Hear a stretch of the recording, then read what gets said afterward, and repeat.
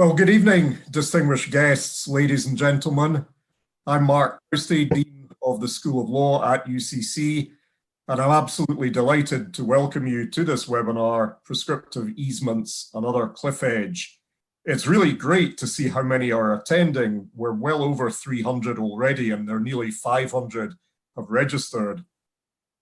Coming from another jurisdiction, as you might tell by my accent, I'm used to a rather different vocabulary of servitudes rather than easements.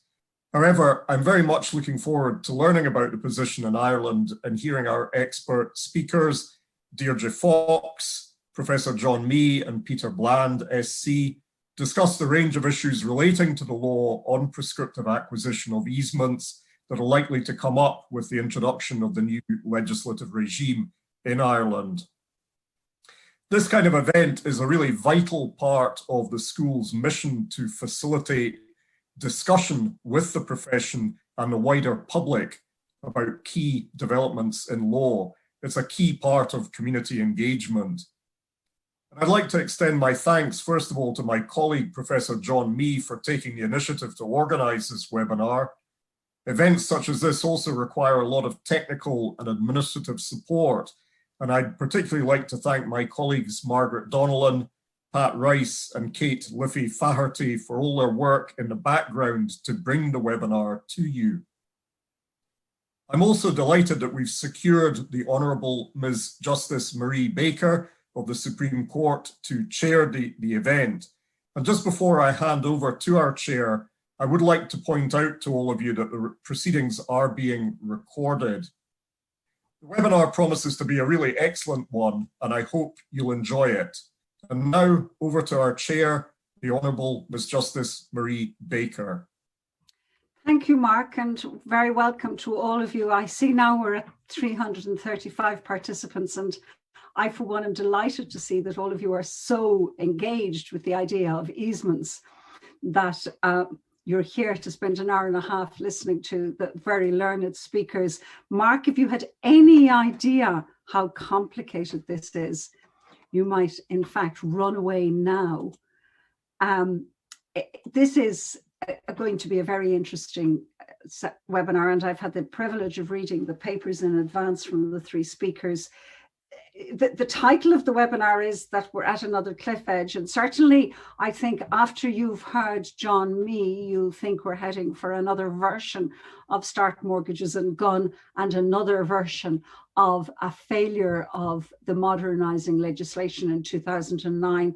He may or may not be correct about that, and we'll come back to it, but he certainly has pointed out a number of problems that the new legislation has. The new legislation, as you all know, I still call it new, and I suppose I'm only showing my age. The legislation was designed in a lot of areas of land law to simplify, and it hasn't always succeeded in doing that. Some of the simplification has created problems that weren't anticipated. I personally felt that in some areas of law, we threw out some very well established and well understood principles and replaced them with principles that were less sophisticated or nuanced to deal with some of the very sophisticated problems that we have in land law in Ireland. In any event, there is a potential problem coming down the track. You'll all know that the Act abolished some of the means by which easements could be acquired, including the last modern grant, Wheelton and Burroughs, prescription of common law, prescription under the old Act, etc. Who thought we'd still be talking about these wonderful doctrines with wonderful old case law? In any event, the legislation established a new model for acquiring prescriptive rights, which required the registration of those rights. The difficulty was the legislation imposed a 3-year, as it were, transition period, and there was an outcry about that and a feeling that people couldn't simply resolve their easements. They couldn't resolve the registration and clarification of their prescriptive easements in that time. The time was extended. The time runs out on the 30th of November this year, which will be exactly the 12th anniversary of the coming into force, well, the 1st of December, I should say, the coming into force of the 2009 Act. I'm always astonished at how little care is taken in some of the big estate titles with regard to the title to the easements. Very often the rights of way are established or shown, say in booklets of title, but I was in practice always astonished at how little care was taken with regard to the other easements, the easements for services, the way leaves, etc. And that's probably not much of a problem in the country. It's probably not as much of a problem in smaller towns and cities, but I found in practice it was a very big problem, in particular in the metropolitan areas and in particular in Dublin titles. I think this seminar will bring, because it's remote, will bring people together from all over. And the big pity is that we're not going to be able to meet afterwards to talk about the various problems that have arisen. We've 3 speakers. I look forward to hearing all of them. The first speaker is Deirdre Fox. She's a solicitor. She's going to tell us how to deal with the acquisition and registration of a prescriptive easement. She's going to make you feel that you can do it. Then we're going to have John Mee, who's going to remind you that really it is all a mess and a bit of a cliffhanger. And then for once, Peter Bland is going to come along and cast some positive light. He's the good guy in all of this. He's going to say there are solutions.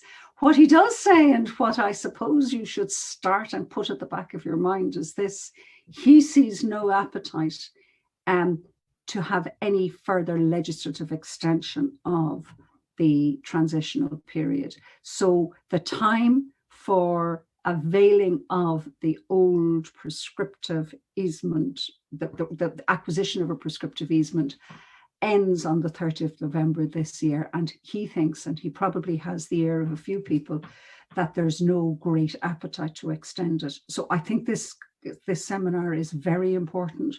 And I think you will all go away and open your files when you go back to your office to see what clients need to be contacted to get their titles sorted. So we'll start with Deirdre. Deirdre Fox is a solicitor with her own practice in County Wicklow.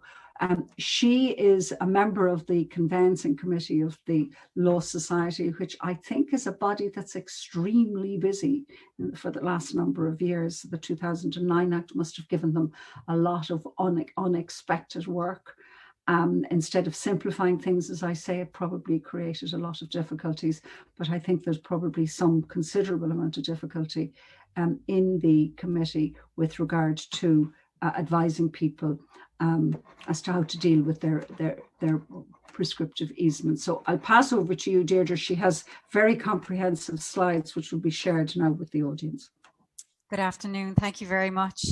I'd like to start our discussion by considering the approach to be taken by the practitioner when consulted either by the dominant or the servient owner in relation to an issue involving an easement or a profit. When advising in this area, it's imperative not to have tunnel vision. It's very important to look at the situation with a wide angle lens and to adopt a forensic approach, because only by doing so is it possible to advise the client on all of his or her options and to carry out the necessary risk assessment, which will enable the client to decide what the best course of action or possibly even inaction is in the particular circumstances. So now I'm going to share my slides. Okay, so the first question is, are we dealing with prescription at all? So your client comes into you, one needs to consider what is prescription. So an easement or profit or profit is acquired by prescription if it is acquired by user as of right. That is, the user must not be by force, secrecy, or permission. The point here is that the concept behind prescription is that the servient owner has somehow acquiesced to the user by virtue of being inactive. But of course, that acquiescence can't really occur if there has been secrecy. So if the servient owner couldn't have observed the user. Equally, if there was force, acquiescence won't have occurred. And obviously, if there is outright permission, then that is not acquiescence. So consent is fatal to prescription. However, it's important to consider the possibility that although the dominant owner may have started off with consent to do something specific, they may have expanded the user. And there is a precedent to say that that expansion could lead to prescriptive easement in relation to the expanded user. Also important to consider the possibility of estoppel. If your dominant owner has been given consent, which has been withdrawn, useful for the practitioner to consider, have they acted to their detriment? Can they rely on some form of estoppel? So some things to consider in the area of consent. So the user must be continuous, and the concept of continuous is interpreted reasonably. So, what is reasonable in the context of the particular user claimed?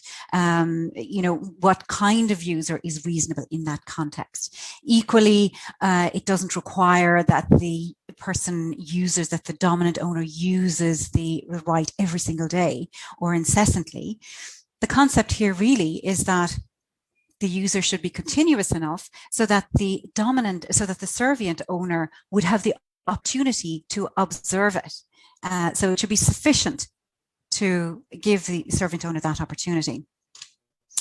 It must be uninterrupted. Now, this is very important because if you're acting for the dominant owner and there has been an interruption, it is very important that the dominant owner then takes action. And they should take action immediately and certainly within 1 year. And if you're acting for that person, it's really important that you give them that advice. The right claimed must be capable of being interrupted, and it must be a definite. It must be something which is definite, which is identifiable. So, okay, you've considered, do I fit into the characteristics that we've just discussed? How is the prescriptive easement or profit acquired? Well, firstly, we must have the characteristics, which we've just discussed. Secondly, the user as of right must be for the required period. Now, when we're talking about timelines, we're all very aware that there is the position up to the 30th of November 2021, and then the position afterwards. So we'll call it the old position and then the new position. So under the position, which will apply up to the 30th of November, there are three methods for acquisition. First is common law, which is essentially user as of right since time immemorial. And time immemorial is deemed to be from 1189. The second, as the chair mentioned, is the doctrine of lost modern grant. And that is that user for 20 years raises the presumption of the grant of a right. Very important point here in relation to this doctrine, that the user is not calculated backwards from the date of the claim. So it doesn't have to be right up to the date of the claim. And we'll come back to this point in a minute when we discuss the Prescription Act and the 2009 Act. The doctrine of lost modern grant differs from those two in this regard. So the Prescription Act then sets out time limits in relation to easements, user for 20 years, which is the short period, and 40 years, which is the long period. And in respect of profits, 30 years, which is the short period, and 60 years, which is the long period. Now, the difference between the long and the short period is essentially that if one is claiming on foot of the long period, then those easements or profits are deemed absolute and indefeasible unless user can be attributed to written consent or agreement. On the other hand, the short period can be defeated by oral consent. Very important. The user period is calculated backwards from the date of the claim. So it must be the period of 20 years or 30 years or whatever period you're claiming, it's next to the claim. And that is a big difference between this and the doctrine of lost modern grant. There are some exclusions from the computation of the prescriptive period. So Section 7 in relation to the short period and Section 8 in relation to the long period. And it's also important to note here that easements in respect of light are dealt with quite differently from the other types of easements that are dealt with under Section 3.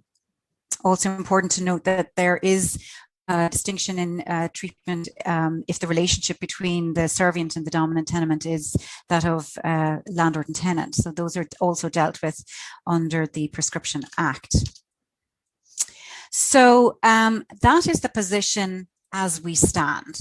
And that has been the position for many, many years. But it will all change post the 1st of December 2021. That is after the current transitional period.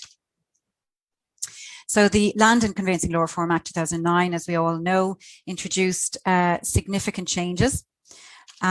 Firstly, Section 34 abolishes prescription acquired by common law, and it abolishes the doctrine of lost modern grant. So that after the transitional period, prescriptive easements or profits will now only be acquired on registration of a court order or in accordance with Section 49A of the Registration of Title Act 1964. That second bit, as we know, was introduced after the original legislation. Section 35 was amended by Section 37 of the Civil Law Miscellaneous Provisions Act of 2011. So the transitional period, as we now all know, runs from the 1st of December 2009 to the 30th of November 2021. And during that period, the old methods which we discussed, the common law, lost modern grant, Prescription Act, still apply for that period.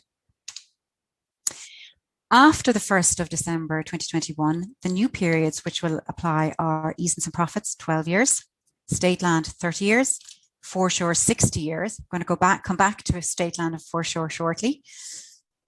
And very importantly, as with the Prescription Act, the user period is calculated backwards from the date of the claim.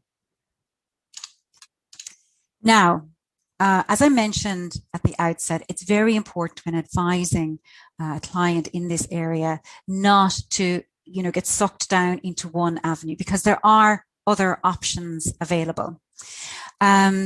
So John, in his paper, is going to discuss, he's going to apply the legislation we've just discussed to various scenarios. And Peter is going to discuss in more detail a few of the other options which are available. But I'm just going to mention briefly two of them, because there are ones on which the practice note has issued, the Conveyancing Committee has issued practice notes. So the first one is on implied easements, and we issued a practice note on this in December 2020, so worth having a look. And in relation to Section 34 of the Land Law Ireland Act 1896, we issued a practice note in June 2018. As I mentioned, Peter is going to discuss these in further detail. But I mentioned them at this point because I really want to emphasize that it's very important for the practitioner to kind of take an overall view, to look at the situation in the round and see what other options are available.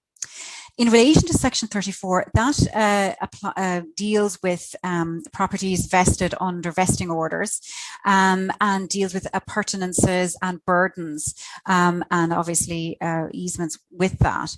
And I want to emphasize as a practitioner that it's very, it is absolutely possible to obtain this information. And just to illustrate that, this is a map that I myself took up to try and find a right of way, which I did. I got it through the Department of Agriculture and, without too much difficulty. So it's well worth pursuing this line. But as I mentioned, Peter is going to discuss that in a bit more detail. So you get to the point where you decide, okay, actually, this is prescription, and I want to do something about it. So as I mentioned, John is going to run through some scenarios where, one considers whether the client needs to take action or not. But let's imagine that, in fact, you've decided, yes, I need to take action. So now you have to decide court application or application under Section 49A. So a few points I want to emphasize here. The Section 49A procedure is appropriate for non-contentious matters only. And if your client, the dominant owner, comes into you and, after, taking instructions, in the course of taking instructions, you discover that he and the servient owner have been at loggerheads about this, it's been the bone of contention for many, many years, there's no point in making an application under Section 49A. And really, sometimes the argument may not be an obvious one. For example, objections received by the PRAI in relation to these applications quite often relate to the extent of the easement or profit claimed. So it's very important that the practitioner takes proper instruction as to actually the nature and extent of the right claimed. I mean, that information must go into the Form 68 in any case. But if you overstep what actually has been happening on the ground, it will provoke an objection. Peter's going to go into this in further detail, but I want to mention a practice note which has not yet been published. It's going to be published next month, so keep an eye out for it. It's a warning from the Conveyancing Committee in relation to one aspect of Form 68, which is of course the application form for Section 49A. And the warning relates to paragraph 2 of that form. And it's quite a, as you see there, quite a detailed paragraph, but it requires, among other things, the applicant to disavow certain things like easements of necessity, etc. And it's important that you bear this in mind when trying to make the decision as to whether you're going down the route of court application or an application under Section 49A, because if you follow the procedure under 49A, you swear your affidavit, you're unsuccessful, and then you're trying to get into court, you will have this affidavit on the record. So Peter's going to discuss that in further detail, but watch out for the practice note, which will be coming your way in March. I also want to direct you to the PRA's own practice direction in relation to applications under 49A. It's very good, it's very useful, very accessible, well worth reading. They also have an instructional video and checklist for completing the Section 68, or so the Form 68. And just one point I want to make here is that where one is applying under 49A and the title to the dominant tenement is unregistered, it is necessary to lodge a first registration application as well in respect of the dominant tenement. Also, just on a practical level, if you decide you're going down the court route, it is necessary, it is required under the 2009 Act to register that order once you have it. In order to do that, you will require a land registry compliant map. So it's very important that you have that prepared at the outset of your proceedings rather than at the end when you're trying to register. And just one other practice note that's again coming your way. It's going to be published next month, and this is in relation to state land and foreshore. Again, another warning. I mentioned earlier in my presentation that as of the under the new legislation, the time limits there for foreshore is 60 and for state land is 30. One possible interpretation of the legislation is that though that as of the 1st of December 2009, it's only possible to register the state land within 30 years from that date, so 2039, and foreshore 2069. That's one possible interpretation. So the advice of the committee will be that if you are acting for a dominant owner where there is foreshore or state land involved, then important to get your papers organised and in before the end of November. So that's me. I'm going to hand back to the chair. Thank you very much. So I'm very grateful, by the way, to our excellent speakers and chair for agreeing to participate in this event, which is of great interest to me, and I hope it's also of interest to you for probably very urgent reasons. So this is an area in which you could argue we need reform, but that's not going to be the focus of my talk. Rather, I'll be trying to look at what a solicitor how a solicitor could approach advising a client in various scenarios. And obviously I've benefited from discussing this with Deirdre and Peter. And I guess the idea of a risk assessment is something that I think occurred to both myself and Deirdre separately. So we're talking about a number of different scenarios. Just to tell you first how I'll divide up my talk. First, I'll look at the practical question of what needs to be done to meet the deadline. Do you need to initiate your proceedings? Do you have to make the Section 49A application? Do you have to get the easement registered? What does that mean? Then the second and largest part of the talk will relate to the position before the deadline and the type of advice you might give in different scenarios. And then finally, I'll look at the position after the deadline. If someone approaches you in a year's time, what would you say to them then?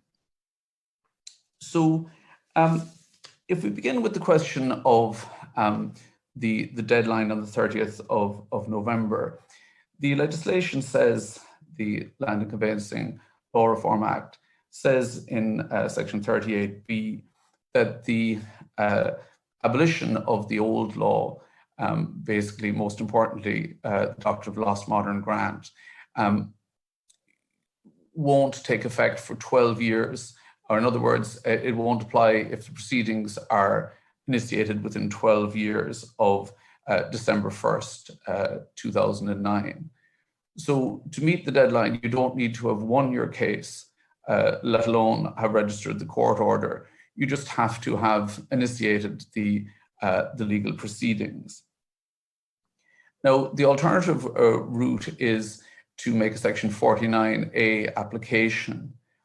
And again, in theory, you just have to have made your application, it seems, before the deadline. But there's a practical problem with the interaction between this and the question about suing. Because if you put in your application and it's not processed until after the deadline, the difficulty is that you'll then be unable to sue because the deadline for suing will have passed. And your Section 49A application can always be scuppered by the other side objecting, which would make it a contentious matter and the PRA wouldn't deal with it. Or it could happen that your application would just be rejected for some other reason by the PRA. So it seems that it wouldn't be safe to rely on making your application before the deadline. You will have to get the matter resolved before, presumably by suing, before, if it hasn't been dealt with before the deadline. And of course, with the increased interest in this, there'll be more applications. And it's already taking a long time to process them. So it will probably take even longer. So possibly the Section 49A application hasn't proven to be as useful as perhaps the profession hoped when it was introduced in the 2011 reforms. Just as a final aspect of this, introductory bit about meeting the deadline, just to mention that I'm not sure that everyone is aware of this, but really the doctrine of lost modern grant is the most powerful aspect of the old law. I think that from reading in the textbooks, criticism of that doctrine of lost modern grant as being based on some kind of terrible fiction is inclined to distract people from its power. Yes, it may be questionable as originally back in the 17 or 1800s, having represented judicial legislation. But on the other hand, it's much more powerful than the Prescription Act because you don't, as Deirdre said, have to backdate the time. Your period doesn't have to come right up before the time the matter goes to court.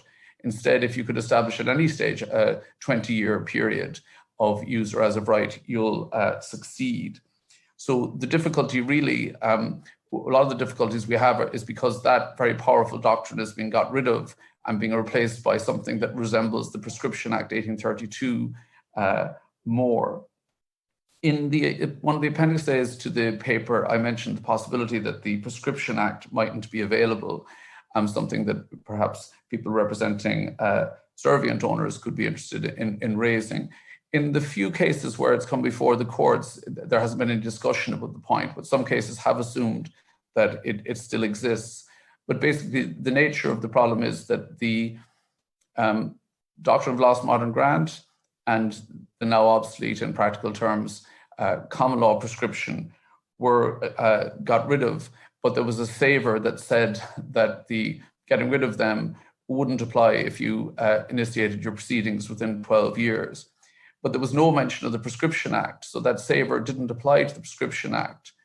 And so Professor Wiley, who was very influential here, has argued that somehow the reference to preserving those doctrines, that section somehow can be read as preserving the Prescription Act, but that doesn't seem very convincing when you look at the wording. And he's also raised an Interpretation Act type argument, which is to say that the repeal of the Act didn't affect rights that accrued under it.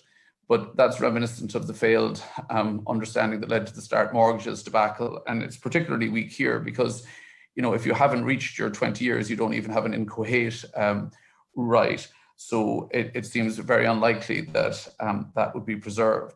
Now, you know, the Property Registration Authority is acting on the basis that it's still current and it might well be treated in that way. But I'm just mentioning that there is at least an argument that it shouldn't be seen as still available. That's not maybe, as I said, as significant as you might think, because the doctrine of lost modern grant does almost everything that the Prescription Act does. It's only in some cases around the edges to do with tenants or perhaps certain variations on disputes about rights to light that it would make a difference. But in pleading terms, it's very important to rely on the doctrine of lost modern grant as well as the Prescription Act.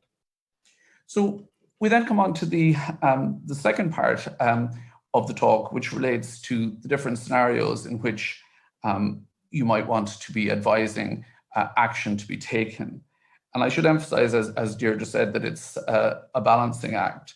You know, there's lots of non-legal factors that I'll just briefly mention. You know, the client's relations with their neighbor, how risk averse they are, the dangers of stirring up a dispute with a neighbor where none existed before. You know, there might never be a dispute, but if you approach the neighbor and even ask them for a grant of an easement, then there's a discussion about what extent it will be, and maybe there'll be disagreement on that. There's lots of phrase opening a can of worms comes to mind, that there are some potential issues. You know, you might be able to negotiate a payment which would be less than the cost of litigation if there was some kind of dispute. As Peter will argue, maybe should be a different interpretation of the legislation to the one Professor Wiley has advocated, which would suggest that this alternative interpretation that I have sympathy with myself would suggest that, contrary to the drafter's intentions, rights that were established under lost modern grant before 2009 may survive and not be affected by the legislation. But Peter will discuss that in more detail. And as they'll also discuss, you may have some other legal route, as Deirdre also signaled, you may have some other legal route to the right. So you might lose on the basis of prescription, but you might get it on the basis of one of a number of different doctrines that Peter will tell us about. So what I'll look at next then is, you know, what are the factors that would make it more important for you to take, to advise your client to take some form of action. The first point, I guess, is the way in which, the scenario in which one of these disputes would have arisen in the past, which is that there's an actual dispute. The transition period is creating the possibility of people consulting you outside the context of a dispute about hypothetical disputes. But if there's actually a dispute whereby the neighbor is objecting to the use of the right of way or other easement or profit, basically the message is probably the same as it was before, that you should take prompt action.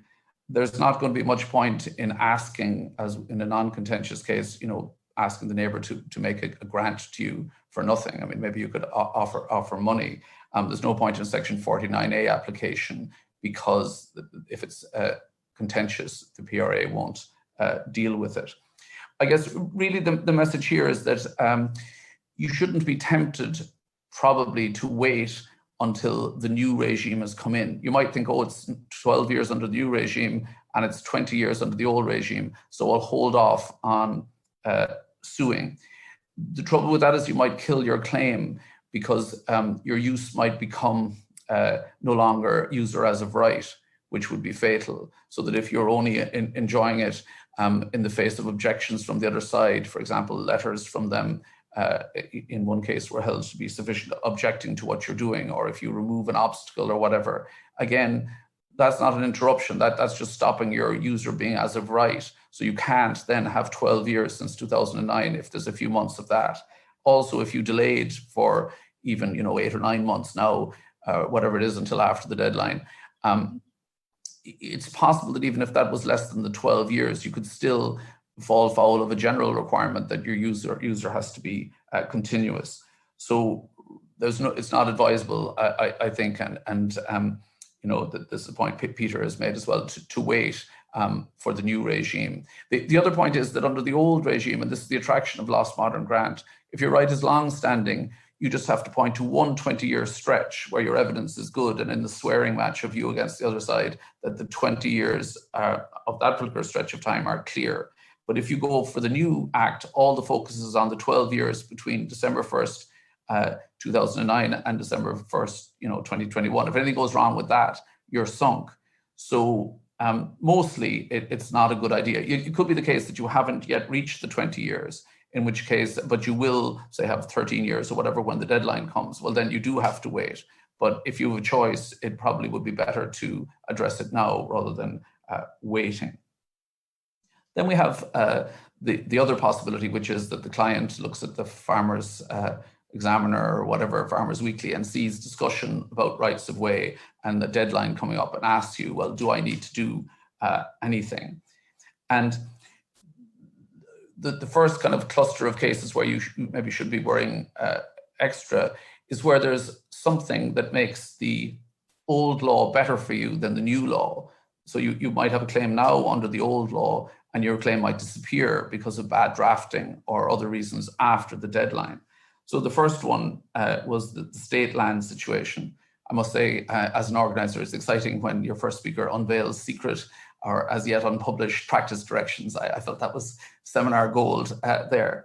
But the state land is a point that Peter has raised in the past, which is the fact that basically the mechanism in the 2011 reforms was to try to soften the very aggressive transition provisions in the original act, and to say, well, look, we'll extend the transition to 12 years so that after the 12-year transition, when the old law is gone, you'll have 12 years under the new law, and look, you'll be okay. But the trouble is that the length of time you need for state land is 30 years or 60 years if it's foreshore. So after 12 years, you're not going to qualify there. You're only going to have 12 years of user as of right. So unless Professor Wiley is wrong about the way that the legislation works in killing off rights that looked like they'd been established under lost modern grant before 2009, you're sunk if it's state land. Now, state land means, by the way, land that belongs to a minister of the government or the Office of Public Works. But, even if the state would in principle be able, that state authority in principle would be able to kill your right away after the deadline, and there would be a long number of years in which you would have no answer if they objected. Maybe they wouldn't object, but if you went to sell your house, it seems that lenders are insisting that this kind of right be formalized, and you wouldn't be in a position to do that. So if it is state land, it does seem, following the practice direction as well, that you should you should tell the client advise the client that taking action seems the obvious course. There's also a couple of other situations that have occurred to me where something similar happens, where there isn't a claim under the new law, but there was one under the old law. And the first one is in the case of incapacity. So I guess the drafters of the 2011 reforms didn't take this into account, but you've got to deduct periods of incapacity on the part of the servient owner when there's a curious restriction on this, except where you could have expected someone else to act on their behalf. But if the requirements of incapacity are satisfied, so your nice, friendly, elderly neighbour who's been allowing you to walk on their land gets dementia without you realising it, and there's no one who could act on their behalf, that's during the 12 years. So you've got to you need to rack up 12 years of enjoyment as of right during the 12-year transition period. And if you have to deduct even a month or 2 months or whatever due to incapacity, then when the 12 years are up, you're short, and there'll be a window which will be as long as the period of incapacity that had to be deducted when you're helpless. You no longer have a case until up to 12 years. So the nice friendly elderly neighbour dies, and then their child who you don't know inherits it, and they have an opportunity to kill off your right forever during the period of that incapacity. So that is, I think, somewhat worrying. Another one, which is also a problem, it mightn't arise quite as often, but it's where there's a gap. So the old rules about prescription required that your user be, as Deirdre said, not incessant, but continuous. And if you had a gap even of a year or two, one case the judge said, well, even if it was 7 years, if it could be explained by the circumstances, then that wouldn't be fatal. And even under the Prescription Act, an interruption did not include a cessation of use. An interruption was only a hostile interruption, like somebody putting up a fence or a locked gate. But unfortunately, the drafters of the 2009 Act mixed up these two requirements, and they say that an interruption includes cessation as well as a hostile interruption. So the point is that now, after the deadline, if there was ever 1 year of a gap in your enjoyment, you're sunk. Whereas under Last Modern Grant, or even under the Prescription Act 1832, the period of non-user, yes, a hostile interruption for more than a year would have been fatal, but non-user could have been explained. So you could have a situation where you've got a claim now because you could explain the gap between 2009 and 2021. You won't be able to do that after 2021. So you could end up not having a claim where you had one before. So those are kind of cases where, you know, there's special things to worry about. I suppose another question is, what if you go in, what if the client comes to you and there doesn't seem to be anything special? It's maybe a vanilla situation where they say, look, it's just one neighbor, there's nothing wrong with him mentally, I know him well, you know, so that there isn't any problem, there's been no gap, it isn't state land. Do I need to do anything? And even here, I guess, you should at least think about it. There should again be this kind of risk assessment, because the new regime isn't quite as favorable as the old regime, notwithstanding the odd decision to reduce the length of time. But the new regime is in some ways more dangerous. So you should at least think about it. And I suppose in a way, we're kind of getting similar here to the position that we would have after the Act. So maybe I might kind of discuss the two alongside each other, even though they're slightly different situations. So let's say after the Act, when it's kind of the same question, all the transitional problems and bad drafting are out of the way now. And a client is wondering, should they do anything about to cash in a prescriptive claim? And I guess the situations when they should do something even after the deadline and these problems we're talking about have played themselves out. Obviously, if there's a dispute, they should do something. If they've been given, because their user will stop being as of right if they continue, they actually would be better to stop using the right, not continuing it under protest, or in what the cases talk about, perpetual warfare. That actually would stop your user being as of right and would be fatal. You'd be better to stop, have a cessation for less than a year than to kill your period by making it user not as of right. Oddly enough, if you got permission, there's English cases saying that if you get even unsolicited permission, that can be fatal because it stops your user being as of right. So again, if there were kind of signs put up saying anyone using this lane does so by my permission, the Irish courts might take a different view, but it is a danger. So that would be another version of a dispute. If it was a case that you were going to say the client is getting older, if they're going to stop using the right, you know, due to illness or absence or whatever, if that goes on for more than a year, they're sunk, because the new regime is like the Prescription Act, but not like Last Modern Grant, which covered the defects in the Prescription Act by dealing with cases where your user didn't go all the way up to the time of the action. So if you were to, you know, your client goes to a nursing home, after a year, their right is gone. So the question is, well, if they don't sue now, are they going to remember to sue in the future? Then there's a question of if you're if the client is going to sell the property. And our chair was asking about the question of statutory declarations. And I guess, as you know, in the past, it was quite common that on closing a sale, you would have a statutory declaration. You wouldn't have to sue the neighbour, but you would just say, oh, this is what happened. I've enjoyed all this user, and that could be accepted. The trouble is that now there's a Section 49A procedure. Lenders are sort of saying, well, you could do that, so do it. You know, we want to see that this important easement really exists. And in fact, on one level, the risk is kind of the same as it was before for the lenders, and maybe they shouldn't be doing this, because previously, yes, the right might exist under Lost Modern Grant. You might have done all, you might have had your 20 years, but you still had to sue to make that happen. And in the same way, your right under the new regime is somewhat more inchoate in the sense that it'll only work when you sue it. But again, you're just one lawsuit away from proving it. But nonetheless, the approach of lenders has been, it seems, to insist that you crystallize it. So, you know, if your client's going to sell it, I guess they would have to crystallize it. Then there's an interesting issue, which just talking to Deirdre, she mentioned, like, well, you know, what if you have a friendly neighbour now? Should you cash in now in case that some other unsympathetic person takes over?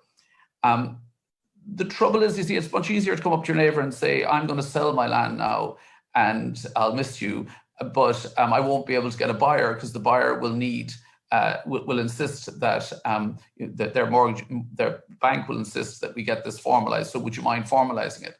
That's much more plausible than saying, I'll find it hard to sue you in the future if, because there's a new regime. I guess this would apply if we're talking about doing this approach before the act. If you say, well, it's going to get harder to sue you, you know, the neighbour actually is going to say, well, why would you want to ever sue me? I'm a nice person. And so, but whether before or after the act, I'm not so sure that it's a great idea to cash in on the friendly neighbour. You might have other reasons for doing it, but I think sort of suing while the going is good isn't necessarily advisable. I mean, I would stress again, I think that clients, as you know, clients maybe should be told that litigation isn't fun, and that if there's any other way of avoiding it, you know, I guess they should aim for that. And some clients might feel that they would just hope that nothing would go wrong and that they wouldn't sue, because if you approach the neighbour or make some kind of application, you are stirring up a dispute where possibly none exists before.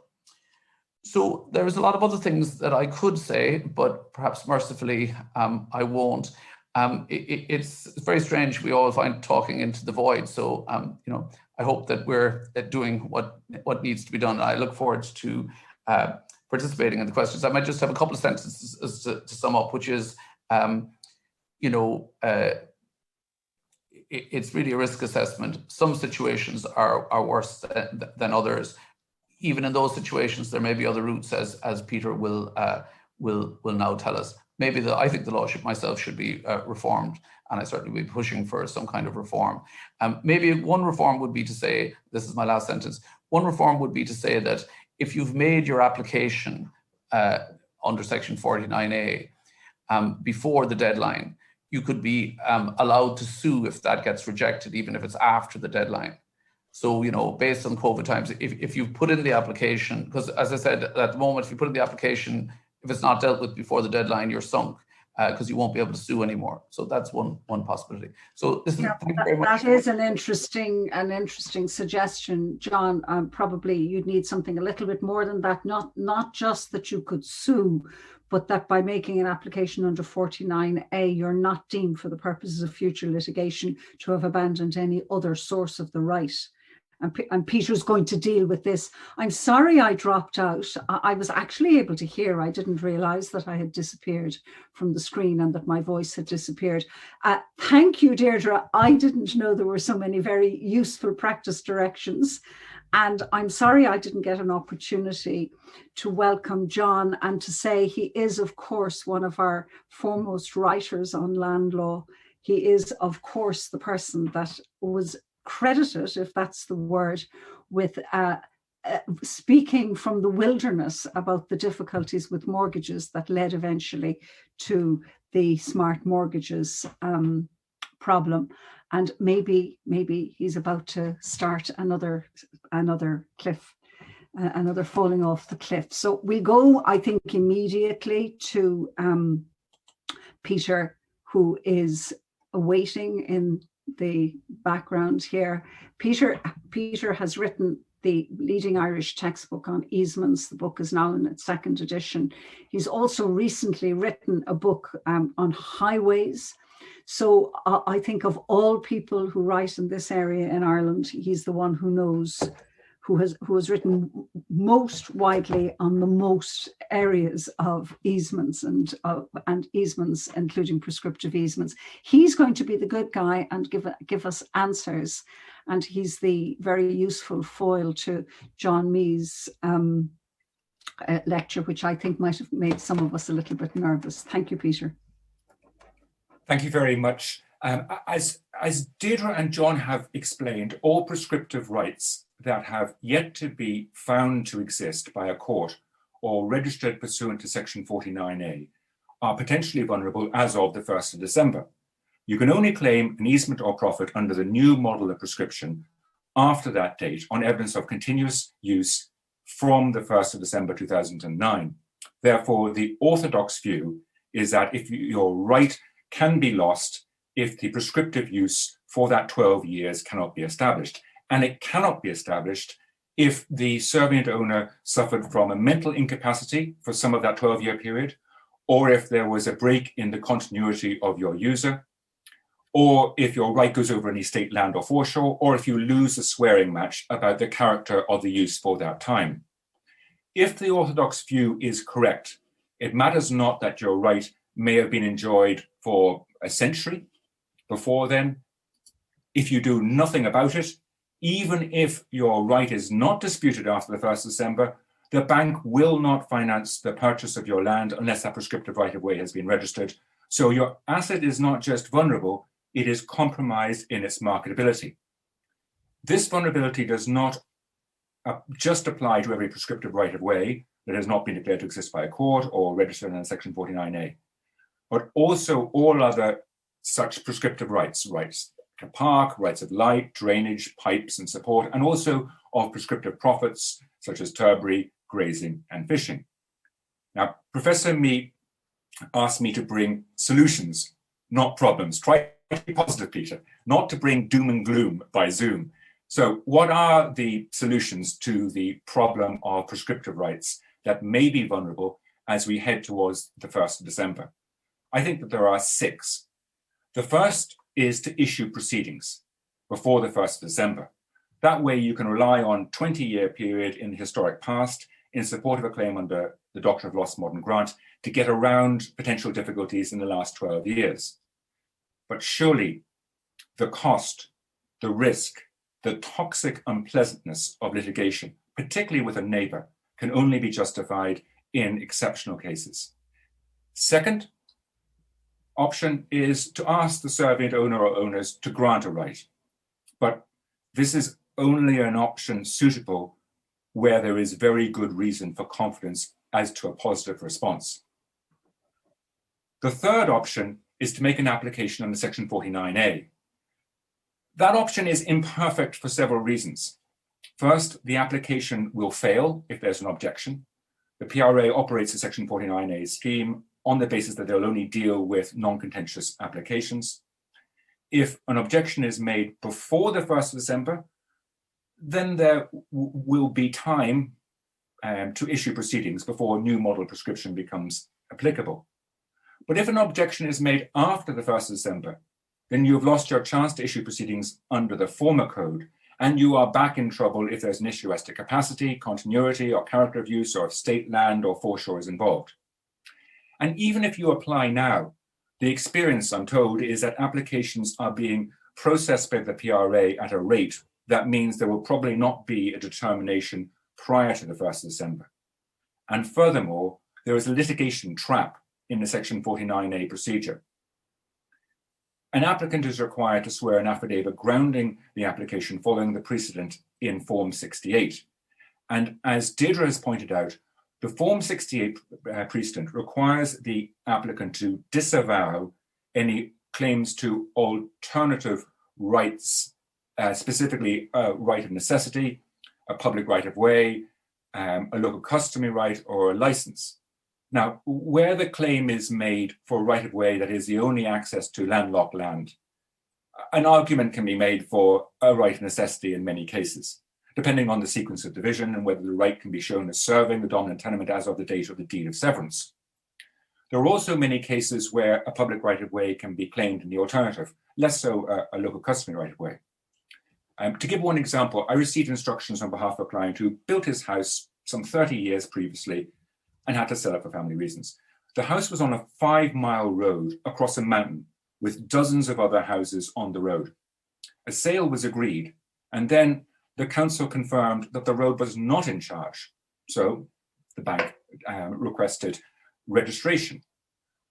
The road was obviously a public right-of-way, but that has to be required by litigation. There was probably a right-of-way of necessity, and there may well have been a Section 34 right, but both again require litigation. If there's any litigation, then the dozens of the owners of the soil of the road would have to be joined, and they'd also have to be served in any application under Section 49A.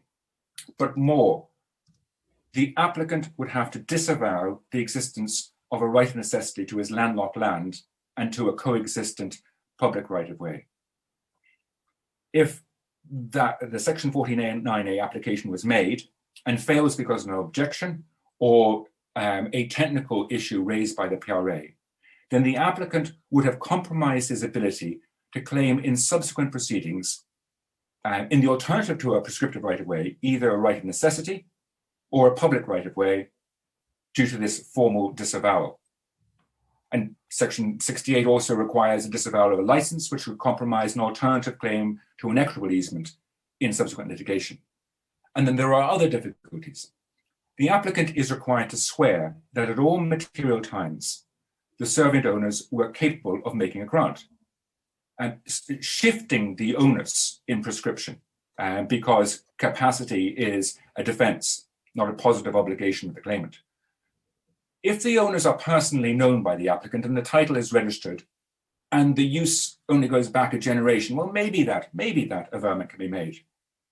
But where a claim is made under the doctrine of lost modern grant, the requirement is to make a positive averment as to the capacity of all of the servient owners for all material times, which could go back a century or more. Can this be sworn when the deponent has no idea whether all of the servient owners for all material times suffered from a mental or title incapacity? Can you really advise a client to swear an affidavit as to something he or she does not know to be true? So the next solution is more creative, can take more work, involves weighing risk, but really should be considered seriously in every one of these cases. A very large proportion of undocumented rights of way are conceived of as being prescriptive, but are in reality implied rights. It's been our practice to always claim long enjoyed rights by way of prescription.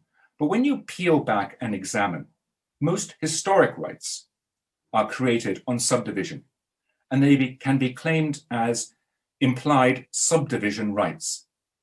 If the physical manifestations of the root date back to the severance of the dominant and servient tenement, then the probability is that the right can be implied into the deed of severance. In a rural context, if a right-of-way can be shown to have served a holding when it was vested by the Land Commission, then the right crystallizes pursuant to statute, pursuant to Section 34 of the Land Law Ireland Act of 1896, as 89% of the country passed through the Land Commission, and as Section 34 converted every quasi-easement or profit into a right, then a very large amount of historic rights of way can be established under the Act of 1896. The proofs are the vestings of the holdings and a map or better evidence that the root physically served the dominant tenement at that time. And all this can be supplied by research in the Land Commission archives and by Ordnance Survey maps. For rural rights that can't be shown to date back to the vesting of the land, and for urban rights, then again the history of the two parcels and the evidence as to the origin of the root can set up a claim for an implied right under the doctrine of Wealden boroughs. So, for example, there's a lane that's built behind houses, a stable lane, clearly originally built by the developer to serve the rear of the houses in that scheme of development. And there are gates or openings leading from those houses that are contemporaneous with their construction. Then the logical inference is that the lane was intended to benefit the houses backing onto it. And if the access is the only route to the property, so that it is landlocked without it, an examination of the sequence of instruments and the surrounding physical circumstances may well show that a right of necessity came into existence on the severance of the dominant and serving tenements. Now, obviously, none of these methods will be of any assistance where the use of the right is more recent and arose long after the severance of the dominant and serving tenements. And none of these methods will work for a right to light. But maybe, just maybe, we should be less concerned about recently asserted rights with little moral justification and more concerned about rights that have been historically enjoyed and are actually necessary for the best use of the lands. What I'm saying is that if there is sufficient confidence that in the event of a dispute, a claim for an implied right will succeed, then the concern about the potential vulnerability of a claim in prescription should recede. An informed decision can be made to do nothing on the basis that if a dispute arose, there was a strong enough case for a right of necessity, a Section 34 right or some other form of implied right. Look through the lens of litigation. A good claim for an easement of necessity or a Section 34 right or a right in building boroughs is better than what may seem from your client's instructions to be a good case in prescription. Because a claim in prescription can descend into a swearing match where there can be no certainty as to the winner. Whereas a claim for a historic implied right can be established inferentially from the maps and the physical circumstances and the deeds, and can't be lost by the inconvenience of a witness saying the wrong thing in the box. If you want certainty in litigation, paper trumps people. We should not be daunted by the root of implied rights. We need to just think of them as subdivision rights and get used to the exercise of tracking down the instrument of severance. This solution involves researching the issue, advising the client, and recording the case for an implied right in a title report or an opinion from counsel on the file. I also must repeat Deirdre's good advice that you shouldn't forget the alternative of an estoppel easement, the best example being, say, that the septic tank on the neighbour's land. The next solution is the more inventive. It's our Hail Mary option, but I think it's a bit better than that. If to make the case in the event of a dispute on the acquisition of a new right under the Act of 2009, that an easement or profit had already vested prior to 2009 under the doctrine of loss, mod and grant, that it is crystallized, baked, and out of the oven. The first attempt to reform the law of prescription in the Act of 1832 introduced a new method of prescription and left the old methods in existence. The next attempt of statutory reform in 2009, which was as cursed as its predecessor, was intended to replace the old methods prospectively. But what was its effect on rights that had matured? The primary difference between statutory prescription under the Act of 1832, as you have heard from Deirdre and John, and the doctrine of loss, mod and grant, is that statutory prescription requires the use to be next before suit, that is, running up to the date of the issue of proceedings, whereas the doctrine of loss, mod and grant allows the claimant to rely on time in the historic past, so long as it was a 20-year period and the use of the requisite character of being as of right. So thus, in proceedings that issue in 2020, you can rely on time from, say, 1970 to 1990. Now, the doctrine of loss, mod and grant was, of course, abolished by Section 34 of the Act of 2009, with a stay of execution for cases brought before the 1st of December of this year. That means one cannot rely on the doctrine based on time after 2021 to acquire a right. But what about the situation where the right had already been matured? The Act doesn't have retrospective effect in that if the right vests before the abolition of the doctrine, then it is not extinguished. This theory requires two questions to be answered. The first is whether the doctrine of lost modern grant is the presumption of evidence or a presumption of law. If the doctrine is a presumption of evidence, well, then doctrine is gone, can never be relied upon after the 1st of December. But if the doctrine is a presumption of law, so that the rights crystallized when they had been used for 20 years, that the use is right creating, then the abolition of the doctrine does not take away the rights that have already been created. For example, the doctrine in Wealden v. Burroughs was abolished in Section 40 of the Act of 2009, but it's still available to establish implied rights when the deed goes back to before the 1st of December 2009. The answer to this seems to be that the doctrine is both a presumption of law and of fact, that it lives in its own logical cloud. But as it is based on a known fiction, that there is enough there, I think, for the court to hold that the right vested when the prescriptive use has been enjoyed. The second question to this theory is the interpretation of the wretched transitional provision in Section 38, which can be argued to confine the post-2009 application of the doctrine of lost modern grant to where proceedings issue before the 1st of December of this year. In response to that argument, it could be said that Section 39 is framed in terms that acknowledges the possibility for the existence of an unregistered prescriptive right after 2021, which suggests that rights can be crystallized under the doctrine of lost modern grant, since prescriptive rights after 2021 must be registered to be rights at law pursuant to Section 35. So I think that notwithstanding Section 35, there's a good argument for the courts to retain the jurisdiction to recognize rights created by the history of use for any 20-year period before 2009, that the doctrine of lost modern grant has this enduring retrospective pre-2009 application. If that is right, then for historic rights, it does not matter that the servient owner may have suffered for an incapacity for a few years before 2009, which is a big worry for claims in the immediate aftermath of the 1st of December. Because if you reach back 20 years into the past and make the case that the right has already crystallized and should be recognized under the doctrine. I should say that the English Law Commission assumed that mature rights in the doctrine of lost modern grant would have to survive the introduction of a new statutory code on the basis that they had already crystallized.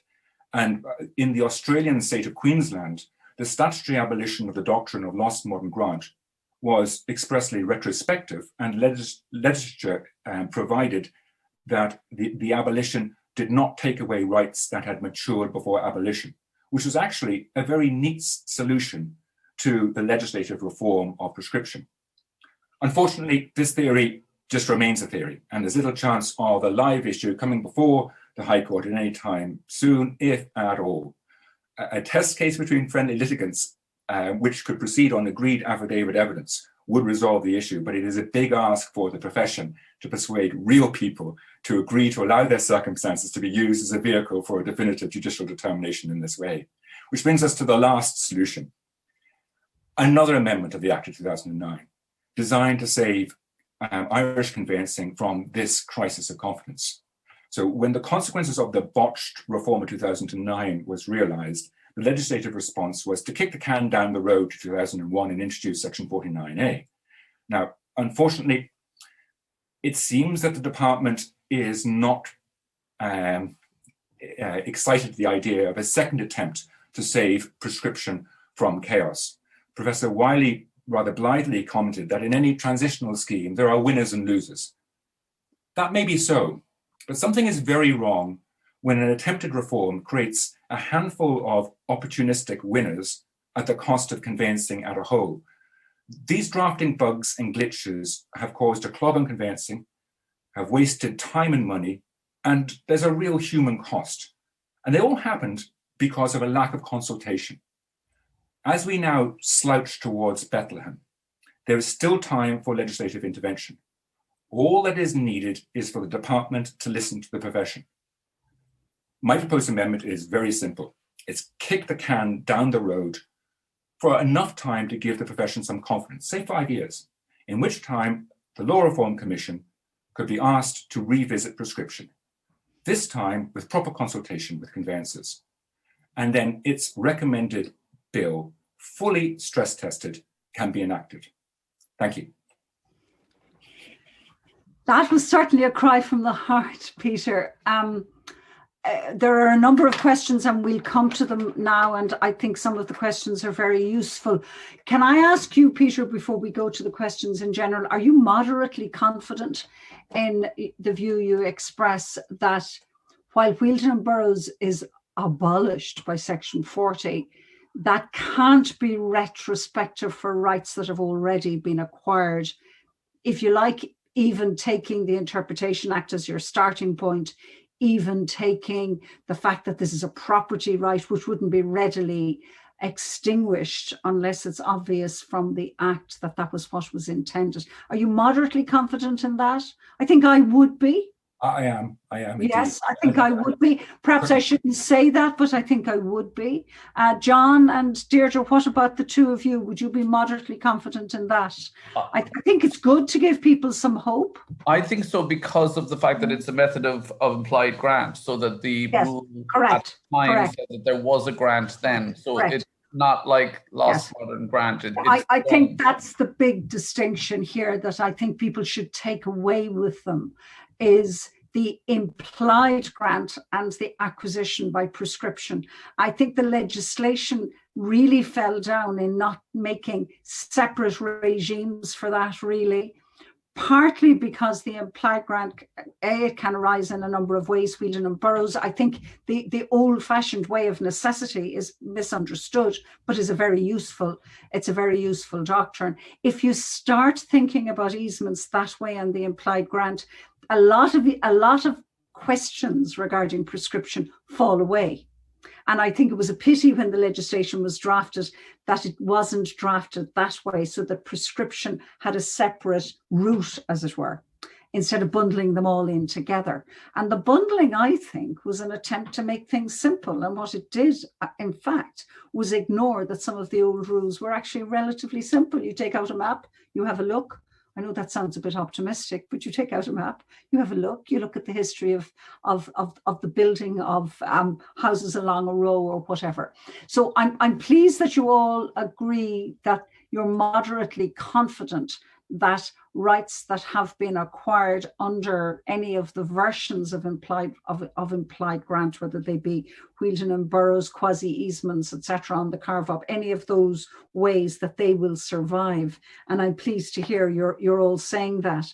Prescription is much more problematic, I think, because prescription is very often confused in people's minds with adverse possession, and it gets a bit muddled up. But let's just go back to having a look at some of the questions. One question was, if you lodge a Form 68, a Form 68 under Section 49A before November 2001 and the PRA rejects it, what happens? John Mee answers to say you're in trouble. The fact that you lodged before the deadline won't save you because it has been rejected. There's a bigger problem, of course, which is that the section and the rule, the form requires you to disavow any other ways of acquiring the right, and you may well have stopped yourself from making an argument down the road that you acquired the right under Wheeldon and Burroughs or some other form of implied grant. John Mee, Gavin Ralston asks, what is the relevance of Section 38A? And whether that is of any help at all in looking at this. 38A says, in relation to any claim to an easement or profit made after the commencement of this chapter, the sections 34 to 37, they're the general sections, apply to any claim based on a relevant user period, notwithstanding that it is alleged that an additional user period occurred before that commencement. John, do you want to answer that? It wasn't answered in the... If I could, so that's curious provision. That's curious provision, which was... It is a very curious provision. It was designed to deal with a problem that I pointed out, which was that it seemed, Professor Wiley and the drafters seemed to think that you couldn't rely on potentially a 12-year period. Like, it was pretty obvious that once you got 12 years after the act, you should win. But it seemed to be the case that if your user period started before the act, let's say a year before the act, there was a danger that you wouldn't be able to win after 12 years. So this provision was intended to clarify that your user, basically there was an assumption that a user period that started before the act wouldn't work. And they were trying to say, well, if your user period started before the act, you could effectively ignore the bit before the act and just rely on the 12 years after the act. But what's curious was that there was an existing provision that said very clearly you couldn't rely on a user period before the act. And they deleted that and replaced it with this. So that leaves open the argument that you can rely on a user period before the act. You know, it's quite bad drafting because it's there should bad be drafting. It's a long time since if you look at the act, there's nothing that really says you couldn't rely on a user period before the act. But then one might ask why not? Well, one reason why not would be that you shouldn't be able to rely on the fact that before 2009 you had a 12-year period, because back then you had to have 20 years. No, of course. But that wasn't stated though. Yeah. Basically, the drafting is. But that at least explains what A was trying to do. Yes, that's what it was some other problem with drafting. Yeah. Right. There's a question here from Patricia O'Brien that a client who enjoys a right to light should be advised to apply to register that now. I think she's probably right. Anyone want to say anything about that? The right to light is certainly problematic. It's problematic anyway, but it's more problematic under the Act. Anyone want to say? Any of you want to take that one? I'll have a go. Have a go, Peter. I can certainly see the advantage in doing it, but given that a right to light in an urban context could burden a very large amount of land around you, the practical, practically, how are you going to identify all of the servient owners? Oh, I agree. That's why I said when I passed the question, who's going to take it? Right to light is a very, very difficult thing really. And how are you going to make an environment as to their capacity? Well, in fact, can I ask? Could I perhaps move that slightly sideways? The environment as to capacity, I think, is quite interesting.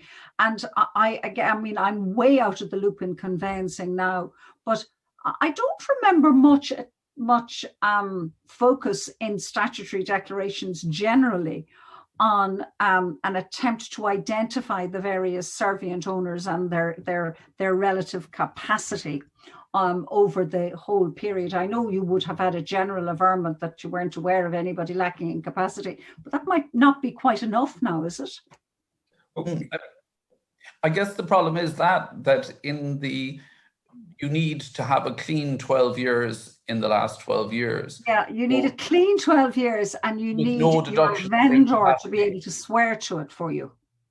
Yes, but if it happened that a neighbour had, I mean, if it was just your next door neighbour and you knew they didn't have any incapacity and you knew they weren't a state authority, then in principle you could not do anything about it, and then you would be not that much worse off than you were before, in the sense that as long as you kept on using it and there wasn't any interruption, you would survive. But the worry would be that there was incapacity that you didn't know about. I mean, I don't know, Deirdre had a very interesting comment that the land registry said that they'd never registered a right to light. I mean, this staggered me, but they said that the right to light had never been registered before. Yeah, because of, well, actually the difficulties that Peter has mentioned, you know, and it's also, you know, the extent of the right of light, you know, what is the extent of it? I was just going to comment in relation to getting a vendor to swear something. In fact, you know, if you're buying something and you intend applying for the 49A afterwards, it is you, the purchaser, who will be making the application. And that's a very important point, actually, because you, of course, yourself won't have the necessary time. You will be relying, and in fact, you are required by the PRA to include or to adopt the statements made by your predecessor in title in their affidavit. So it's a very important practical point, actually, that if you are purchasing a property and you intend having to register one of these after the purchase, that you make sure that the affidavit is as complete as possible. In fact, in the form of Section 68 or Form 68. You do need your affidavit to follow the language of Section Form 68, not Section 68. Yeah. There's a question here from Leonie Hussey-Brown for Peter. She thinks from her experience that lending institutions are rejecting not just prescriptive easements, but also an argument that an easement has been acquired by implied grants. And her experience would suggest that a court order is being required for both classes of easements. Is that your experience? I've heard that. Apart from quoting Peter Bland, what do we do? I think that's a very depressing course of action. But it's probably caused by the fact that the Act bundled everything in together. Yeah, and it's given rise to this crisis in confidence, which means that we accepted statutory declarations. Conveyancing did. Yes, there were potential problems, but I really do not see an argument for an implied right as being as potentially frail as the statutory declaration from your predecessor in title, because it's all there. It can all be provided and set out, whereas the statutory declaration from the predecessor in title is just potential evidence. As opposed to the difference is that one arises by grant, even if there's no deed of grant. That's the difference, and that should make a difference to lending institutions. But Leonie's probably right. The way in which this legislation was drafted bundled them all in together, so they all looked as vulnerable or fragile as the other, and they all looked like they had to be acquired in the same way. That's how I see it. Can I ask some more? There's loads of questions.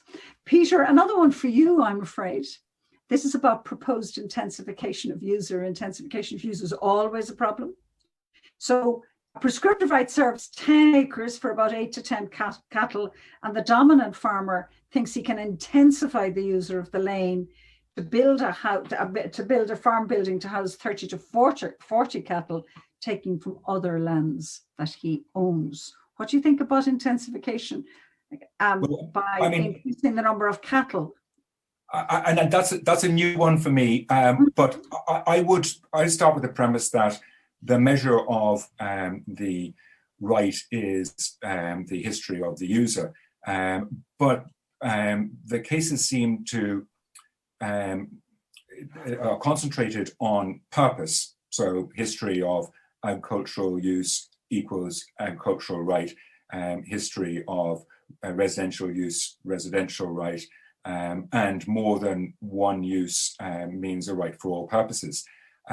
I have to say I do not see a potential difficulty with an agricultural right of way being used more intensively if the effect of that intensification is not injurious in any material sense. Isn't that the test of intensification generally? If the burden on the servient land is so great, then in fact you have, as a matter of law, destroyed your easement. But parking that for a moment, if the burden on the servient tenement is so great as a result of the intensification, then it is not the permitted right, whether the easement was granted by deed or any other way.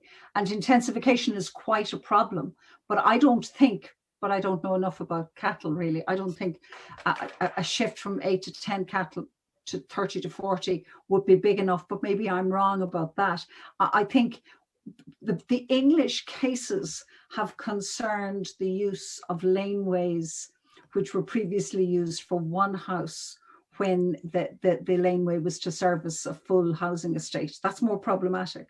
And where that line is, I mean, subdividing from one house to 6 houses may be all right, But I think 40 or 50 might not be. And it's a question of fact and degree, and the character of the serving tenement, I think, is the character of the serving tenement and whether you're likely to burden it too much. I think that's the real question, isn't it? But it's a very interesting question. Somebody asks, Deirdre, this is for you. Section 49 application that's been queried but not rejected by the PRA. What happens if this person withdraws it and goes for a court order? Are they safe enough, and will they be stopped on the basis that they lodged papers that suggested they were disavowing other ways? Well, they will have sworn an affidavit, and I suppose the benefit is that it doesn't form part of an instrument, but it's still an affidavit which has been sworn, and I think it's problematic. Yeah, and it could, in theory, if you were challenged, certainly would come up on discovery. The question is, would you be obliged to disclose it in a court? Right, who can answer that one? Peter, I think. Peter, what do you think? I certainly won't answer it.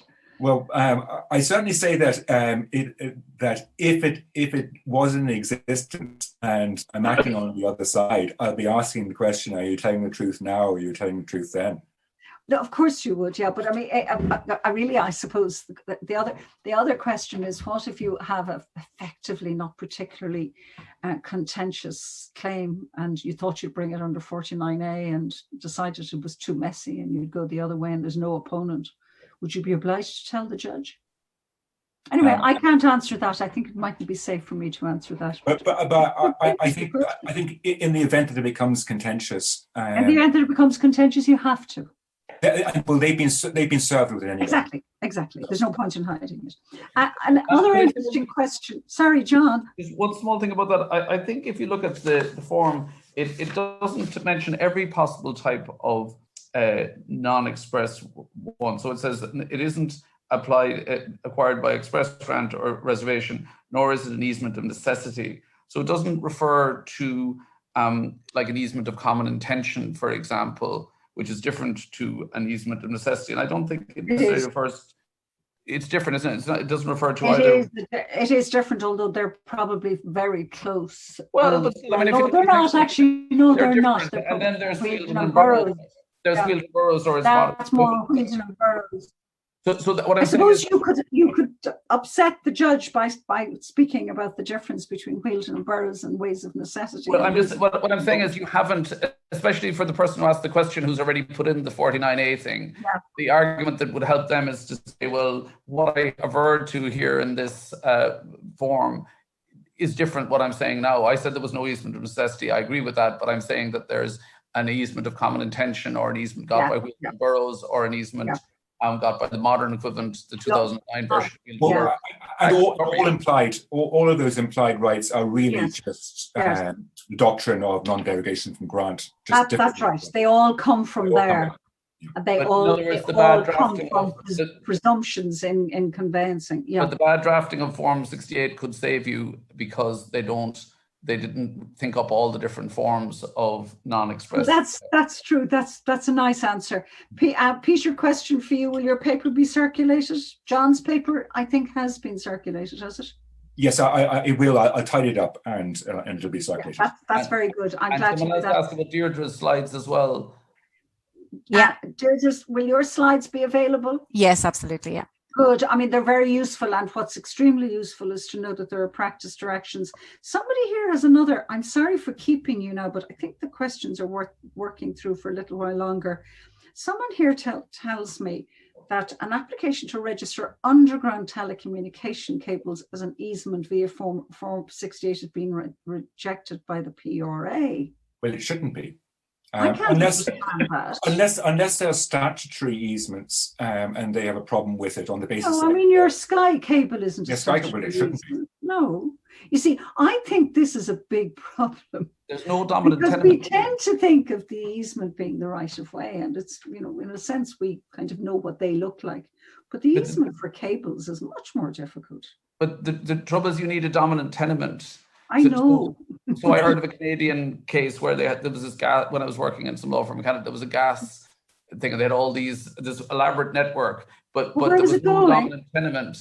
and the sort of the substation wasn't the one that was really benefiting. So the argument there, John, is that the network as a whole is a dominant element. Yeah. So every strand from it. That's how it's been looked at in some of the easements for wind farms, I think. Yeah. I'm not convinced, actually. I mean, are turbines tenements? Probably are. But the question is, are they benefiting? You know what I mean? Are they benefiting? The benefit is really for the people of the sort of who are the houses. No, I think that's the wrong meaning of benefit, John. I think, Judge, all those are coming your way, I think, with the wind farms. I don't think benefit has to be a good thing that you want. I think benefit just has to be served. No, yeah, but remember this Hill and Tupper, like, is a classic case where the benefit wasn't for the, they had this kind of right to put out boats on the canal, and they had a little small place they launched them from, but the benefit wasn't to the place they launched them from. It was happening on the canal, which was actually the servient tenement. I think that's actually I think that's what the PRA are thinking, but. Yeah, I mean, for sure from the description here, it's an anonymous attendee.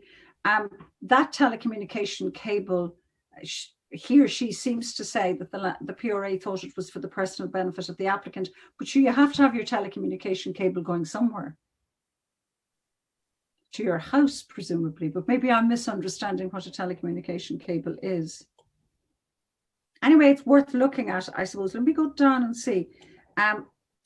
There's another question here. Dominant property has walkway. I think this might be the last one for those of you who are anxious to go. Dominant property has walkway access through servient property for 80 years, but own vehicle access. New house built at end of garden and access for vehicles only through servient property. Can they rely on the doctrine of necessity? Who wants to look at that? John? Well, I think Peter. Because I can't answer it. I think though Peter is our non-prescription cleanup hitter, as we say in baseball. It's a necessity question. It's a necessity question. There can be no right necessity unless the land is otherwise landlocked. Yeah. And so you can't have a right necessity for a pipe easement, for example, even though. I think this person thinks this is a way of necessity for a new house, and I don't think that's what necessity means. No, and I think what they're trying to do is expand what was originally a pedestrian access for vehicles. Is that right? That won't work. Yeah. I mean, necessity is a very strict doctrine. I mean, even if it's a very inconvenient way of accessing it, like up a big slope, it's still, you have access. So it's going to be a hard one to run. Thank you so much. One of the things I really have to say is that it's highly unlikely that these great questions will come anywhere near the Supreme Court. It would be nice that if we could perhaps have one or two to see where we stood on some of the implied easements in particular. Don't forget that the court has recognized that it does have a jurisdiction to hear an appeal from a circuit appeal, notwithstanding Section 39 of the Act, which makes a decision on a circuit appeal final and unappealable. So if you do have the ideal case and clients who are happy to pay, it might be worthwhile. I really enjoyed the seminar. I really enjoyed all the papers and in particular the very good questions. So I think we might have to have another one of these, John, as we get closer to D-Day. Thank you all for attending. And the papers will be distributed. It's very satisfying to see so many people at this, and 500 people or thereabouts have in fact signed on. So some of them will watch it, I think, online later. Thank you all very much and have a pleasant evening. Thank you.